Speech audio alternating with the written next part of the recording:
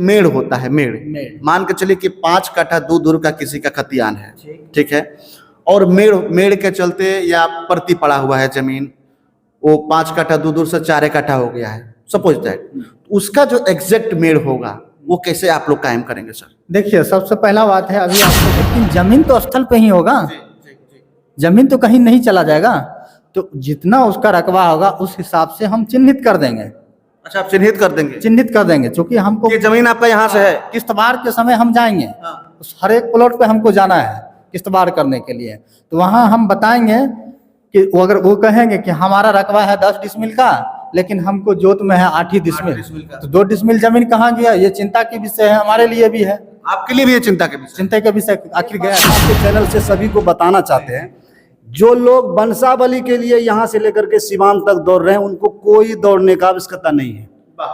बंसावली का प्रपत्र 3 हम लोग के पास है, उस 3-1 उसी बंसावली के प्रपत्र पर आपको खुद से बंसावली किस पीरियड में बनाना है, बंसावली बनाना है आपको, खतियानी जमीन है हमारे परबाबा के नाम से, और जमीन परबाबा के नाम से, उनके परबाबा एक्सपायर कर गए, उनके दादा एक्सपायर कर गए, उनके पिताजी एक्सपायर कर गए, उनके पुत्र हैं, तो हमको बंसावली खुद से बना के देना है। जैसे 100 भी प्रमाणित कर बंसावली की आवश्यकता नहीं है। जैसे हमारे पिताजी खरीदे, हमारे पिताजी मर गए, उसके उत्तराधिकारी हम हैं, हमारा वंश तो 5 पीढ़ी नहीं जा रहा है, एक ही पीढ़ी के बाद हमको हम उसके उत्तराधिकारी जीवित हैं यहाँ, इसलिए उसमें वंशावली की आवश्यकता नहीं है। सिर्फ प्रपत्र 2 में आप उसके जितना भी उसका ब्यौरा है वो भर के आप हमको दीजिए, हम उसका जो है कि खाता वो सर्वे करेंगे। चलिए, तो ये सबसे बड़ी जानकारी आपको बता दे, सबसे बड़ी जानकारी कि अगर आपका बैनामा जमीन है, रजिस्ट्री कागजात नहीं है, रसीद है सिर्फ, तो हम उस जमीन पर, आपका पोजीशन है, सब चीज है, आपका जमीन है, आपके पास कागज था, खो गया, तो हम जब किस्तवार करने जाएंगे तो हम उस टाइम वहाँ आप अगल बगल के सभी रैयतों से पूछेंगे कि ये जमीन जो है इनका है कि नहीं है। जब सभी लोग बोलेंगे पोजीशन पे हाँ इसी का जगह बना है, तो हम उस केवाले को प्राथमिकता देंगे जो उनके पूर्वज उनके पास बेच दिए हैं। जितना उनका शेष उस खतियान में केवाले के बाद जमीन बच जाएगा, उन्हीं उतना जमीन ही उनके नाम से खाता खुलेगा, बाकी का जमीन वो चला जाएगा जिनके पास उनके बेचे हैं, उनके पूर्वज जिनके पास केवाला है, उनके नाम से खाता खुलेगा। एक और सबसे बड़ा सवाल कि जिस जमीन पे टाइटल सूट चल रहा है सर, उसका क्या हाल चल रहने वाला है? नमस्कार, प्रणाम। अभी हम पहुंचे हुए हैं सीवान जिला के गोरिया कोठी हरपुर पंचायत भवन में है, और आपको बता दें कि जो भूमि का सर्वे हो रहा है उसमें काफी लोग परेशान है कि भूमि का सर्वे कैसे होगा, क्या क्या डॉक्यूमेंट हमको इकट्ठा करना है और कौन कौन सा डॉक्यूमेंट उसमें लगेगा, कैसे होगा, बंसावली कैसे बनेगा, जिस पे टाइटल सूट चल रहा है उस पे कैसे होगा, और दादाजी के नाम से जमीन है खतियानी, पिताजी के नाम से रजिस्ट्री जमीन है, उसका वंशावली कौन सा लगेगा, क्या पिताजी का अलग वंशावली बनाना है, दादाजी का अलग वंशावली बनाना है, तमाम सवालों का जवाब हमारे साथ जो एक्सपर्ट हैं इस भूमि सर्वे में जो लोग आए हुए हैं, अधिकारी पदाधिकारी जो हैं, उनसे हम तमाम सवाल जवाब करेंगे। हम पहुंचे हुए और एक एक करके आपके मन में जो भी सवाल है, जो भी आप जानना चाहते हैं भूमि सर्वे को लेकर के, उन तमाम सवालों का जवाब आज लेने का प्रयास करेंगे। 2 एक्सपर्ट हमारे साथ में हैं, इनसे हम जानेंगे कि कैसे होगा, क्या है, क्या बनवाना है। बहुत लोग वंशावली बनवाने के लिए दौड़ रहे हैं, मतलब कि सिवान जा रहे हैं, काउंटर से टिकट अपना बनवा रहे हैं, सरपंच से बनवा रहे हैं, कभी एसडीओ से बनवाने के लिए सोच रहे हैं। तो उन तमाम सवालों का जवाब आज एक एक करके लेंगे, और आपके मन में भी अगर कोई सवाल है तो कमेंट बॉक्स में करके जरूर बताइए कि और क्या क्या हमें पूछना चाहिए, और दूसरी बार जब हम कानूनगो सर का इंटरव्यू लेंगे आपके सवालों का जवाब जरूर रखेंगे। सर कैसे हैं? हम बढ़िया हैं, आप कैसे हैं? जी बहुत बढ़िया है। आरोप क्या है? सबसे पहले मैं आपको बता दूं कि मैं गोरिया कोठी प्रखंड में बरहोगा पुरुषोत्तम और सतबार पंचायत है उसका मैं विशेष सर्वेक्षण अमीन हूं। मेरा नाम अमित कुमार है। मैं आपको और आपके चैनल जो है भोजपुरिया झकोरा, उसको भी धन्यवाद देता हूं जो आप इस जागरूकता कार्यक्रम को आगे बढ़ा रहे हैं। बहुत। सर आप अपना परिचय दे दीजिए। मेरा नाम दीपक कुमार राय हुआ, और हम ये बिंदवल पंचायत में 4 मौजा है, ये बिंदवल, बिरती टोला, चैनपुर और शेरपुर, और दुधुरा पंचायत में शेखपुरा, और मुस्तफ़ाबाद में 4 मौजा है, वो सभी हमको टैग हुआ है। हम विशेष सर्वेक्षण अमीन के पद पर हैं। ये गोरिया कोठी प्रखंड में प्रतिनियुक्त हैं। चलिए, जानकारी ले लिए हैं हम, और एक एक करके अब सवाल का जवाब लेते हैं कि सर ये जो सर्वेक्षण हो रहा है, सर्वे हो रहा है भूमि का, उसमें पहला प्रक्रिया क्या करना है लोगों को? सबसे पहला प्रक्रिया यह है कि सर्वेक्षण ये सरकार जो करा रही है, हमारे बिहार सरकार की बहुत ही महत्वाकांक्षी ये कार्यक्रम है। मतलब यहाँ सिवान जिला में जो सर्वे हुआ है, ये अंग्रेज सरकार के द्वारा ही आज से 115 वर्ष करवाया गया था। उसके बाद सर्वे स्टार्ट हुआ था 1966 ईस्वी में, वो किसी कारणवश उस सर्वे को स्थगित कर दिया गया। फिर से अभी इस 2024 में 1 अगस्त 2024 से जिसकी उद्घोषणा हमारे बंदोबस्त कार्यालय सिवान से कर दी गई है। हर मौजा में, हर पूरे जिला के हर प्रखंड में, हर मौजा में इसकी उद्घोषणा हो चुकी है। इसका सबसे पहला प्रोसेस जो है, जितने भी यहाँ कर्मी हम लोग सर्वेक्षण कर्मी आए हैं, वहाँ हम लोग को एक एरिया स्टेटमेंट और नया नक्शा मिलेगा, जिसको हम पुराना जो नक्शा था कैडेस्ट्रल वाला, उसको आधार मान करके नया नक्शा को लेकर के जा करके ट्रांजैक्शन फिक्स करके उस मौजा जिस अमीन को जो मौजा मिला है, उस मौजा को बाउंड्री फिक्स करने के बाद हम उस नक्शा को ले करके भंडार कोण में जाएंगे। ट्रांजैक्शन फिक्स हो जाने के बाद भंडार कोण से जा करके हर व्यक्ति से पूछेंगे कि ये जमीन किसके दखल में है, उसका नाम लिखेंगे, उसके पिता का नाम लिखेंगे, उसका मोबाइल नंबर लिखेंगे, उसका आधार नंबर लिखेंगे, उसकी जाति लिखेंगे। इस तरह से लिखते लिखते एक हम दखल पंजी का रजिस्टर तैयार कर लेंगे। दखल पंजी की रजिस्टर तैयार कर लेने के बाद विवादित भी होगी। दखल कोई और का रखे हुए है, कागज किसी और के पास होगा, उसका भी हम नाम मेंशन करेंगे, सारा चीज डिटेल लिखेंगे। इस प्रकार से पहला प्रोसेस होगा दखल पंजी तैयार करना। अच्छा सर, तो पहला प्रक्रिया हुआ कि दखल पंजी आप लोग बनाएंगे। दखल पंजी, दखल कब्जा पंजी, हाँ, ये नक्शा को लेकर के हम जाएंगे। पहला प्रक्रिया जो है रैयत, हम लोग तो ग्राम सभा की हर मौजा में जा करके ग्राम सभा किए, ताकि लोगों को अधिक से अधिक जानकारी हो सके कि सर्वेक्षण का कार्य स्टार्ट हो गया। इसमें बहुत सारे लोग परेशान हैं कि हमारा जमीन चला जाएगा, नहीं है पेपर, जमीन चला जाएगा। हम किसी का जमीन, सरकार का ये कहीं से मनसा नहीं है कि उनकी जमीन हम ले लें।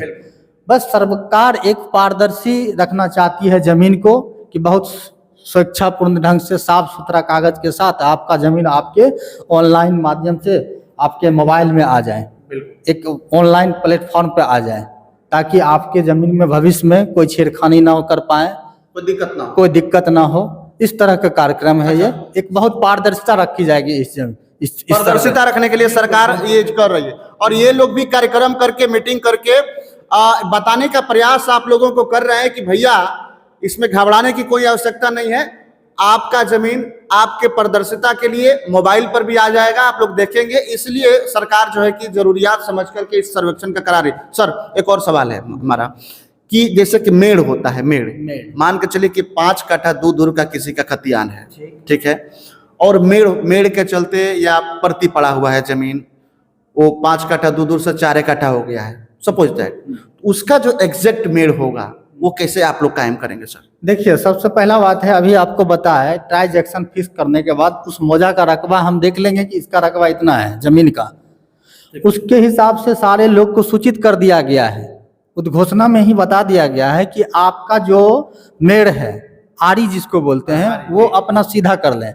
एक्चुअली है क्या कि बहुत सारे लोग नौकरी में चले गए, बाहर रहने लगे हैं, उसका जमीन ऐसे कोई जोत रहा है, बगल वाला जोत रहा है, तो धीरे धीरे दूसरे का मेड़ भी वो थोड़ा काटते रह गए। तो आप सोचिए 100 वर्ष के बाद अब सर्वे हो रहा है, तो उसका मेड़ अगर थोड़ा भी काटेंगे तो मेड़ तो बहुत कम हो जाएगा, एक आदमी का बढ़ जाएगा, लेकिन जमीन तो स्थल पे ही होगा, जमीन तो कहीं नहीं चला जाएगा।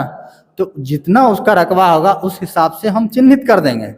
अच्छा, आप चिन्हित कर देंगे? चिन्हित कर देंगे, क्योंकि हमको ये जमीन आपका यहाँ से है, किस्तबार के समय हम जाएंगे, उस हर एक प्लॉट पे हमको जाना है किस्तबार करने के लिए।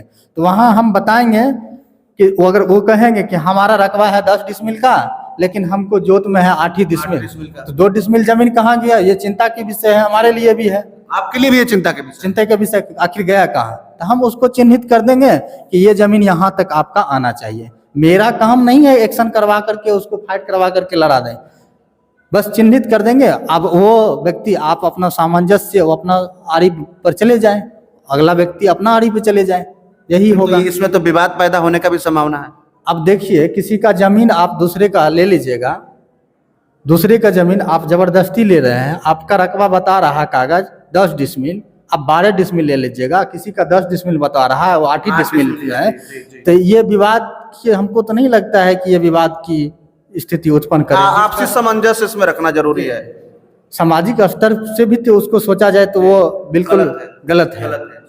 जी जी सर। जैसे कि सबसे बड़ा बात क्या है कि मान के चलिए आपके पास नक्शा में आपको 8 डिसमिल ज़मीन है और कागज़ भी आपको 8 डिसमिल का है, आप तो सही पोजीशन पर हैं, और आपके पास ज़मीन का कागज़ 8 डिसमिल का है, आपके कब्जा में 10 डिसमिल ज़मीन है, तो फिर ये 2 डिसमिल ज़मीन, जो 6 डिसमिल ज़मीन जिनके पास कब्जा में है, उसके पास 8 डिसमिल का कागज़ है, ये ज़मीन तो उनका है।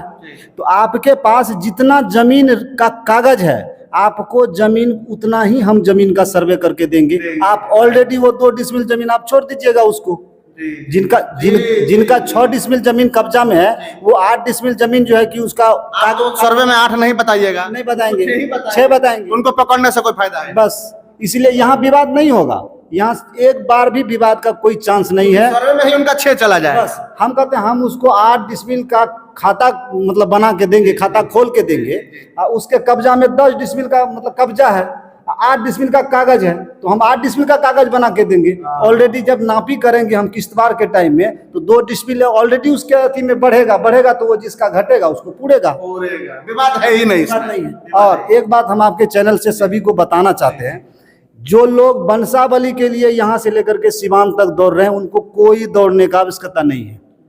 बंसावली का प्रपत्र 3 हम लोग के पास है, उस 3-1 उसी बंसावली के प्रपत्र पर आपको खुद से बंसावली किस पीरियड में बनाना है, बंसावली बनाना है आपको। खतियानी जमीन है हमारे परबाबा के नाम से, और जमीन परबाबा के नाम से, उनके परबाबा एक्सपायर कर गए, उनके दादा एक्सपायर कर गए, उनके पिताजी एक्सपायर कर गए, उनके पुत्र हैं, तो हमको बंसावली खुद से बना के देना है।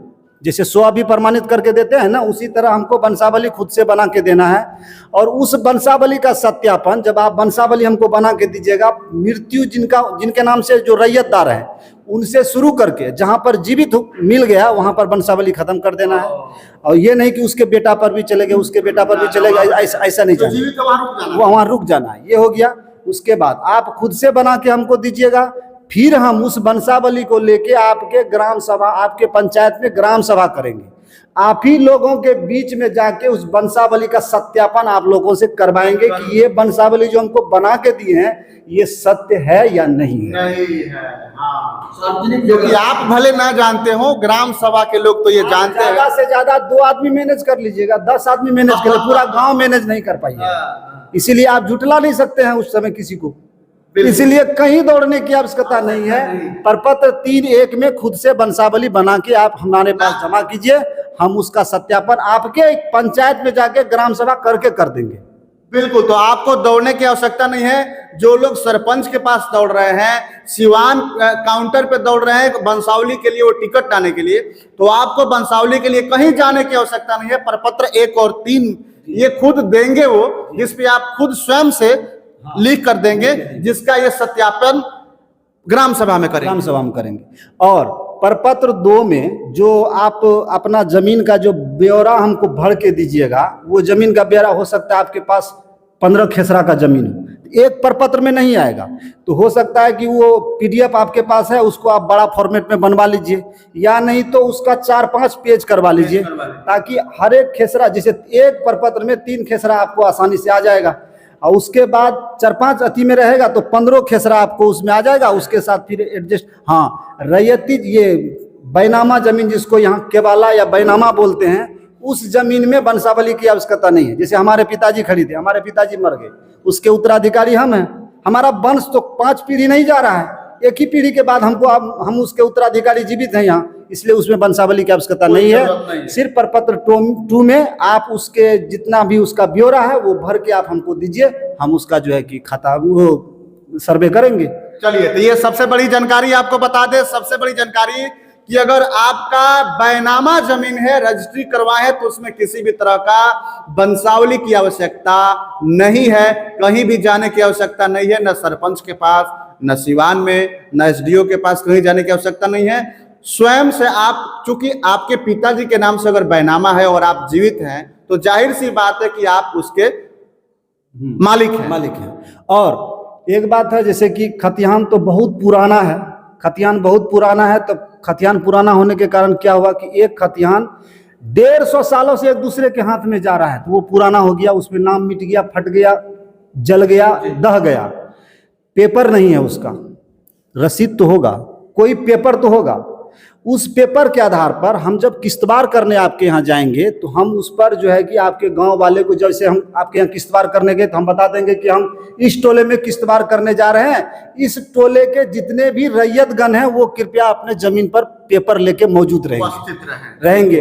तो आपके पास अगर कोई कागजात नहीं है, रसीद है सिर्फ, तो हम उस जमीन पर, आपका पोजीशन है, सब चीज है, आपका जमीन है, आपके पास कागज था, खो गया, तो हम जब किस्तवार करने जाएंगे तो हम उस टाइम वहां आप अगल बगल के सभी रैयतों से पूछेंगे कि ये जमीन जो है इनका है कि नहीं है। जब सभी लोग बोलेंगे पोजीशन को, हाँ इसी का जमीन है, सब चीज हमको पूरा तहकीकात करने के बाद हम निश्चिंत हो जाएंगे हाँ ये जमीन आप ही का है, आपके पास कागज खो गया है, तो हम उसका भी सर्वे करेंगे। ऐसा नहीं कि उसको छोड़ देंगे, ऐसा नहीं है, हम उसका भी सर्वे करेंगे। चलिए, इसलिए आप लोग एकदम निश्चिंत रहिए कि आपका एक धुर जमीन भी कोई नहीं ले सकता है। आपके पास कागज नहीं है, कब्जा है, तो आप भी इसके लिए भी आप प्रपत्र 2 में डाल के दीजिए, हमारे पास पेपर नहीं है लेकिन मेरा खेसरा ये था, रकबा इतना है, ये मेरे पोजीशन में है, सब चीज डाल के दीजिए। हम जब किस्तवार करने जाएंगे, तहकीकात करेंगे, तो वो जमीन भी आपके नाम पर खाता खोलेंगे। इसके लिए आप निश्चिंत रहिए, आपका जमीन किसी का नहीं होगा, बिल्कुल कहीं जाने वाला नहीं है। एक और सबसे बड़ा सवाल सर आपसे पूछ लेते हैं, कुछ लोगों के पूर्वज जमीन बेच दिए हैं जी, और जो अभी जो बच्चे हुए हैं उनके घर में मान के चलिए 100 वर्ष पहले, 70 वर्ष पहले जमीन बिक चुका है, और 70 वर्ष के बाद जो अभी जनरेशन आया हुआ है, वो लोग खतियान निकाल करके कह रहे हैं कि ये मेरा जमीन है, ये बिका हुआ नहीं है, उसके लिए क्या होगा? पहले क्या था ना कि अभी से पहले कि इस जमाबंदी में 10 एकड़ जमीन है, 10 एकड़ में 5 एकड़ जमीन हमारे पूर्वज बेच दिए। तो पदाधिकारियों के द्वारा होता क्या था कि अपने लेजीपन के कारण, ऐसा नहीं उसकी मानसिकता गलत थी, ऐसा बात नहीं, अपने लेजीपन के कारण वो क्या करते थे, उस जमाबंदी में से 5 एकड़ जमीन घटाए नहीं, जी। जमीन घटाए नहीं। तो उनके वंश के जो लोग हैं वो सोच रहे हैं कि जमाबंदी में जब वो देखते हैं तो उनको लगता है कि मेरा तो 10 एकड़ है ही, तो उसको जमाबंदी में दिखता है, तो वो क्या करते हैं, या तो उस पर जाके कब्जा करते हैं कि नहीं ये जमीन हमारे जमाबंदी का है, इसमें जमीन 1 कट्ठा भी नहीं बिका, ये जमीन मेरा है, उसके आधार पर उस पर अधिकार सिद्ध करना चाहते हैं। उस एवज में क्या है, सबसे बड़ा बात है कि सर उस जमाबंदी से जिनके पास जमीन बेचा गया उनके पास भी तो कागज है ना, तो वो खतियान लेके मेरे पास आएंगे, उस खतियान से जो जमीन बिका है वो केवाला लेके भी मेरे पास आएंगे, तो हम तो उस खतियान जमाबंदी से ही ना कट के वो केवाला बना है, तो हम उस केवाले को प्राथमिकता देंगे जो उनके पूर्वज उनके पास बेच दिए हैं। जितना उनका शेष उस खतियान में केवाले के बाद जमीन बच जाएगा, उतना जमीन ही उनके नाम से खाता खुलेगा, बाकी का जमीन वो चला जाएगा जिसके जमीन जिनके पास उनके बेचे हैं उनके पूर्वज, जिनके पास केवाला है उनके नाम से खाता खोलेंगे। एक और सबसे बड़ा सवाल कि जिस जमीन पे टाइटल सूट चल रहा है सर, उसका क्या हाल चल रहने वाला है, उस प्लॉट का, उस जमीन का? जिस जमीन पर